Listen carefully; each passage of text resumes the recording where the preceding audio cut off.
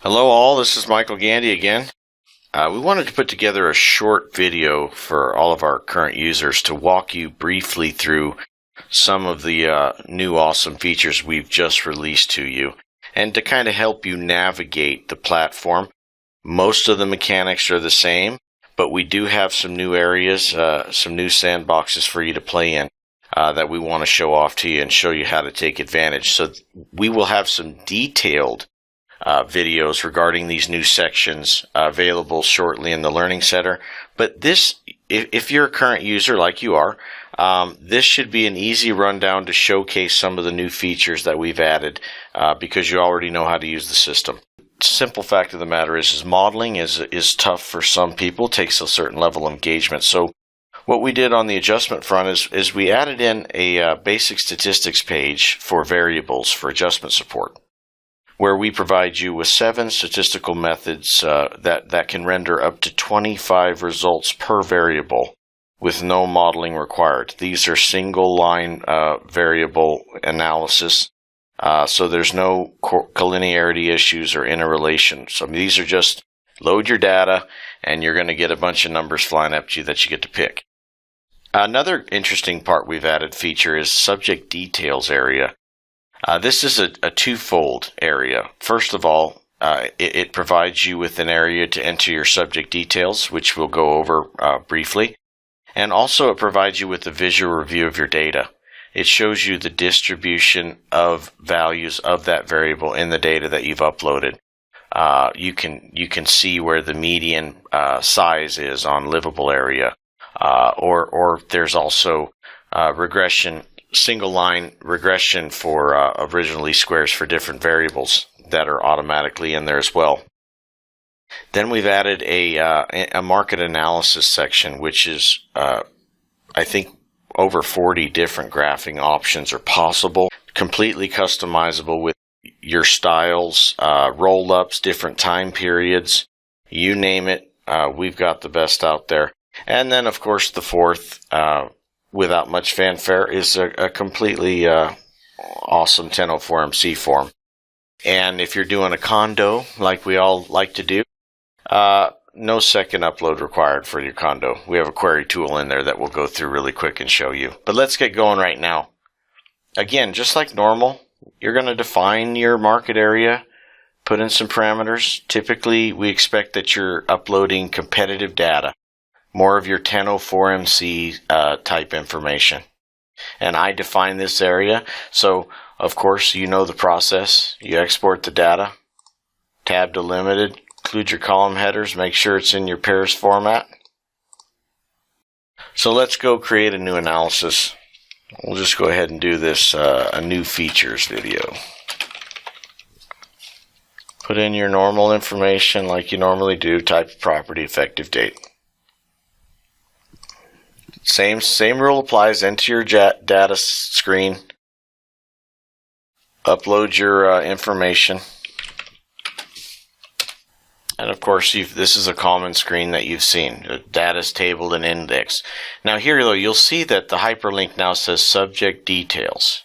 This is a new area, new sandbox. This is where we want you to enter your subject details, but also give you a chance to visually review the data you've uploaded, just in case you didn't apply a proper parameter or you see a property in your data set that you might need to tackle. It gives you an opportunity to identify it, go back possibly and handle it.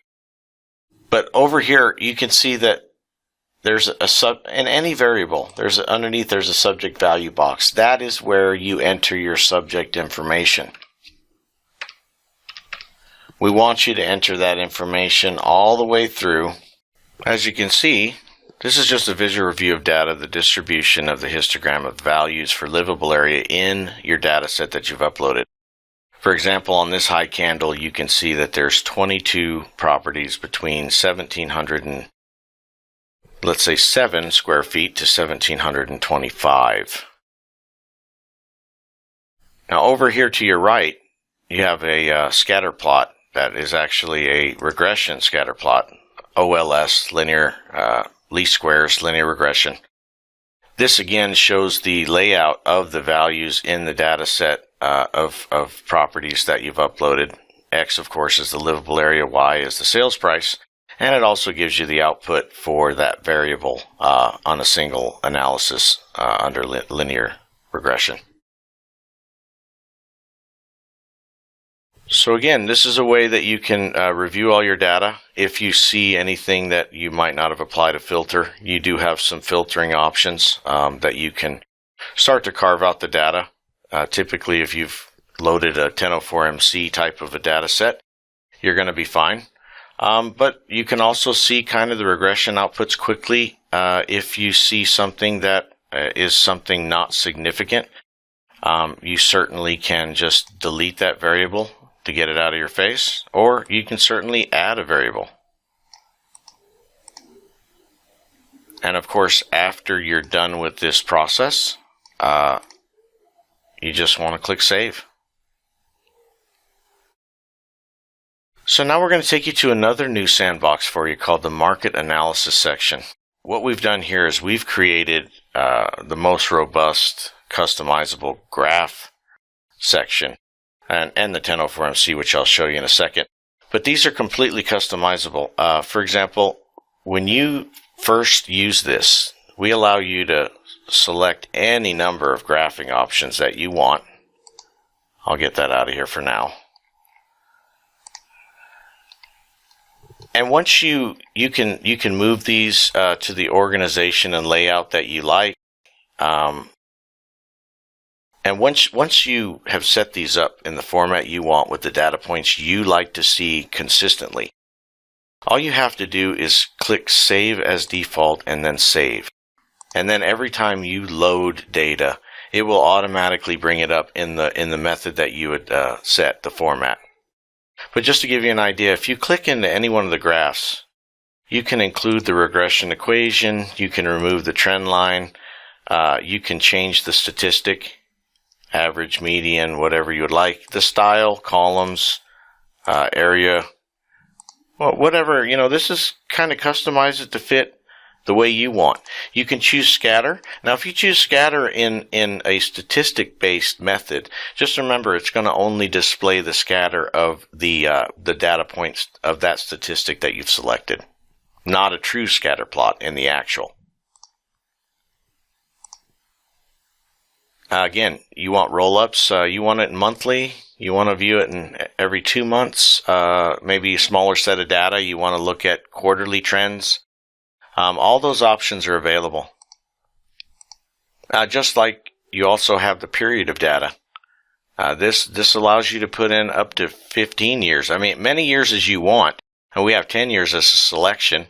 But, let's say you want to analyze just the last 6 months. You can. Or the last 3 months. And, of course, when you exit, you'll see the rate formatted based on an annual for the period you selected. Of course, most of us look at a year period in the appraisal space, so let's keep it there. But adding a graph of any data point you want, which I like to add this one I've been playing around with lately. Impact of concessions. Now, on a monthly, it gets pretty noisy because you've got sales with concessions, without, and then, of course, all of them together. But it's kind of interesting if you break that down into 1 year periods and then step back. And you can see that the green is properties with concessions. You can certainly see that they are leading those without concessions, which is pretty much justification for you to display to your client or end user that concessions are making a difference and probably should be adjusted for. But again, once you get your format and your data points the way you want them, I did this in quarters, for example. Quarters, you can do monthly. Whatever method you like, when you're happy with your format and your layout, you can just simply click Save as Default and save. So give this a play. We'll have a deeper video showing you all the stuff that you have. So we'll scroll down here to the bottom, and I'm going to add, which will be in your default normally, and you can move the graphs around to the way you want your format. A 1004MC. Now, of course, you have your radio buttons where you can notate the trends, and you have completely customizable commentary. Now, I selected a single family residential, so if you do a condo, which this is important, and you select condo, you will have the condo information. You don't need it for a single family. But if you had the condo information, there's no second upload required. We have a subdivision project name query tool. It's very easy. You'll jump into that. You'll select the project that you want, many as you need. I did one with Laguna Del Rey and Laguna Del Rey AMD. And then once you're out, you'll click out and it will have your condo data. And again, these are completely, customizable, and you can save them so that the point is you can do a complete analysis, get your adjustment support with the basic methods in 5 minutes or less. So once you set up your format, all is well. So now this is going to be the part that's probably going to, a lot of people are pretty excited because it's powerful. The next link up is the basic statistics page. Okay, we went to the well and said to ourselves, what kind of single variable analysis can be performed that are credible, and just lay out the different outputs of certain methods, such as sensitivity analysis, matched pairs, basic grouping statistics by value, just different spins on grouping statistics such as fitted squares, stuff like that, and level grouping. So as an appraiser, we know that we can employ any reasonable, credible method to extract adjustment support, but it's all predicated that the appraiser has to define credible. So what we did is we said, okay, this is a good exercise for some of you who, we're not opponents of regression. We've told you that from day one. But nonetheless, there is no magic bullet, and some methods perform better at certain times than others on certain variables or data set. So we have now laid out a bunch, up to 7 statistical methods that can render up to 25 results per estimate, or per variable, excuse me. And we're going to allow you to select the ranges of credible methods. So, for example, the first variable up is bathrooms. Now, you can certainly see that these methods right here are goofy. But what we have, if you notice these slide bars, we allow you to capture methods that are in credible areas to you. For example, let's say Thielsen, that's a linear regression method, different outlier handler than least squares. Of course, looks like least squares is in there as well. Some other grouping statistic methods, sensitivity analysis, matched pairs. So what we did was, right now we've captured 1, 2, 3, 4, 5, 6, 7, 8, 9 methods for bathroom that, in my opinion, as an appraiser in this area, I would think would be credible. So what we did was we said, okay, now let's allow the appraisers to capture the credible estimates from different methods, and then let's perform statistics on the statistics. So if you look up here to your upper right-hand corner of each variable, you'll see an average and a median of the compilation of all of these different credible methods. Now I want to tell you all that this is single variable analysis. So we don't have any collinearity issues to deal with like we do in the modeling. You can add as many variables as you want, and it's not going to impact the analysis on these ones. But for example, if you think 1 is too low, just deselect it. The yellow ones are the ones that you're saying are reasonable and credible in your opinion. And you can see them dynamically change as you include or preclude other methods. Now, I certainly wouldn't include that, even though I might not disagree necessarily with the final statistics. But I certainly like this range between 2200 and 5600 for a bathroom. Right out of the gate, all I had to do was highlight the areas. And we can continue further. Carport bays. Certainly these high methods are not ones. Now, I'll show you that sometimes those methods are perfect in certain situations, and that's statistics. We're not creating anything new. All we're doing is giving you all of the data and allowing you to define which ones are credible. So in this case, we've got 7 methods supporting between 1700 and 1800 for a carport bay. If you think that's high, you can just deselect a few more and have 5. And by the way, 2 of those methods are regression. Single variable regression, either your OLS or your thiel-sen. Very credible methods. And then we have some, of course, some basic grouping ones. But again, once you define your area of credible, just keep scrolling down through your variables. Garage bay. I know we're all looking for the unicorn, 5,000 somewhere in there. Hey, select the methods you want. 1, 2, 3, 4, 5, 6, 7, 8, 9. Nobody's going to be able to tell you that a $5,000 garage bay is not statistically supported by 9 different methods. And this is what it's about. You define what's credible. Now, for example, sometimes you'll notice clusters start to happen of values. Of course, that might define something that's very robust and supported. But in this case of livable area, for example, you can see that the low goes from 45 to a high of 76. You can take out the 76. We have matched pairs, basic grouping, least squares, thiel-sen. So this is a great tool, one that we've demoed here at the Appraisal Summit, and a lot of eyeballs were on this one. So again, you can just repeat the process,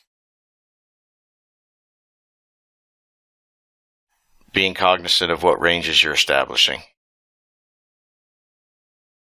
Now, for example, on a pool, we'll go ahead and do this. I'll pick out one. I'm trying to find something to point out how statistics are not a one-size-fits-all.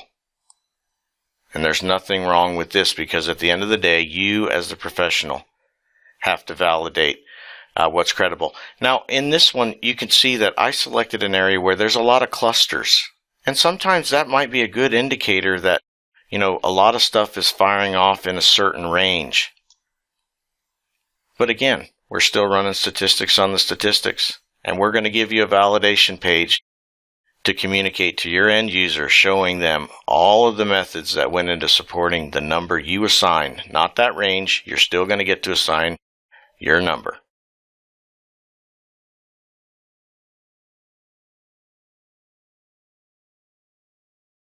So again, you can test any variable you would like. Now, you may not get good results. That's just a function of statistics, so it just depends. For example, let's add in spa. Spa can be a tough one, but it won't mess up any of the other variables because these are single item analysis. So we'll scroll down to spa. They're all alphabetized. Okay, well, look at this. I got 3 methods. They're all the same spin on grouping statistics. So you know what? One method, all the other ones are kind of scattered. That might not be the best. I might not be adjusting for spa. I might not feel credible. Once you're done and you've adjusted all your ranges to where you want, simply click Save. So after you click Save, just like before in the modeling, and you can still do that, and I'm going to show you where to access that. So the modeling is still there, but I'll show you that in a second. But just like in the modeling, we've now captured our ranges of credible. We're going to go to the Define Adjustments. And again, just like before with the modeling, we have the low that you selected to the high with the estimates. This is your precursor page for your validation. Nobody sees this except for you. Let's go ahead and define our numbers that we think are credible. After you've locked in your numbers, simply click Save again. And now we're going to go to your new validation report worthy of inclusion in an appraisal report. You want to mitigate any of the back-end comments of where did you get that number, how did you support it. Again, we've done your roadmap showing the kind of properties that were analyzed in this data set. We have an auto market rate adjustment feature. I will show you how to change that at a later date. All of your information. Now, because this is not modeling, we don't have histograms of the distribution of the values recorded. What we do have is we have the histograms of the distribution of that variable in the data set you uploaded. Remember, we looked at that big candle of 22. There it is. So all we're doing is showing an illustration of what the predominant data types of these variables in the data set are. You can see most properties in this data set have 0 garages. Have a few here at 1, and then we have some 2s. Or excuse me, for carports. But again, if you look over here, we have validated your number, and we have listed all of the supporting methods that were utilized to derive that. We also will have on our knowledge base center pretty soon a basic description of all these, as well as we're going to add a definitions page to your validation page so that you will be able to communicate this validation page as well as the definitions of how the measurements were derived and the explanation of the methods. And even though this is not modeling, it's still an analysis model. We've analyzed all of these variables in the data set, so the commentary still applies.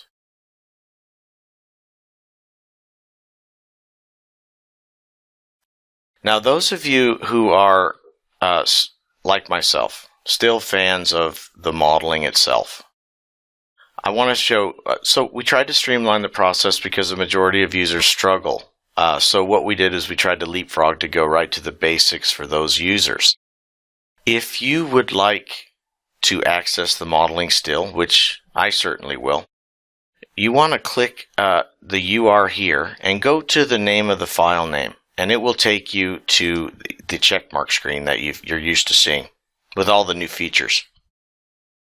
Now, we have intentionally grayed out model.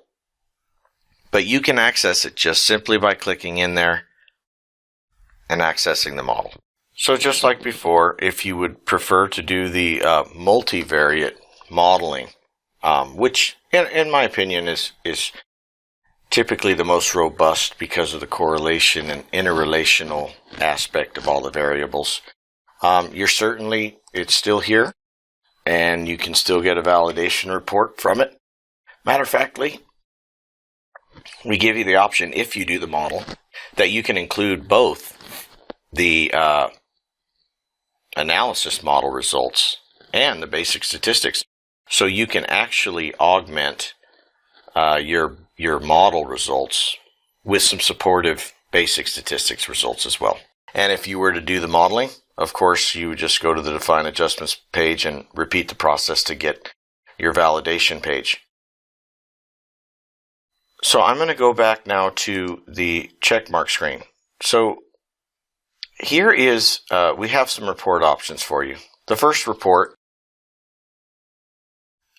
is, of course, the analysis for your work file. This is your work file. This is the range of all the different means, all the different outputs. This is the one you want to keep. You don't want to communicate this to your end user.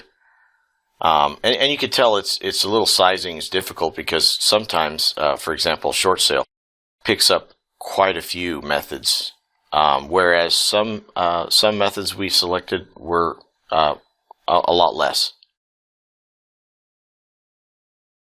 But the next one after this is the View Market Report. Here is the outline of the graphs that you've customized to fit your needs.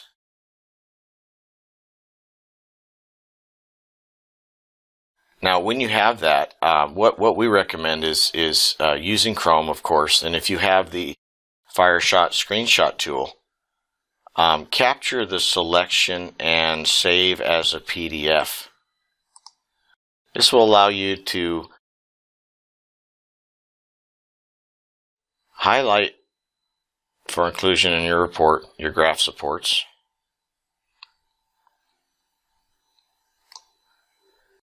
And then if you're an ACI user and you have an eServices account, of course you can save it somewhere. If you go into your form filler program, you can easily just eServices import the PDF, and it comes out crystal clear. And the reason we're telling people to do it now PDF rather than copy to clipboard and an image is the